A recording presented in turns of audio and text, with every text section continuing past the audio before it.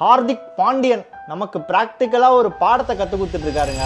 இந்த IPL season அப்ப இந்தியாக்கு ஆடுற பிளேயரை இந்தியாக்காரவங்களே 7 விதமா இல்லைங்க 70 விதமா கலாய்ச்சாங்க. சொந்த கேப்டனையே இப்படி காலவாரி விட்டியே பொறாம பிடிச்ச பாண்டியன் கல்வி ஊத்துன அனைத்து உள்ளங்களும் கிளாசன் விக்கெட்டை எடுத்த உடனே பாண்டியாவை பத்தி பாராட்டி வர 10 போஸ்ட்டுக்கு கட்டவரில் யூஸ் பண்ணி லைக்க போட்டிருப்பாங்க. நம்மள சனி பகவான் சூவடிக்கும் கஷ்ட காலத்துல ஊரே நம்மள கழுவும். திடீர்னு நல்ல நேரம் பிறந்துச்சுன்னா கழுவுன ஊரு தூக்கி வச்சு சந்தனத்தை தேய்ச்சி மொழுவும்.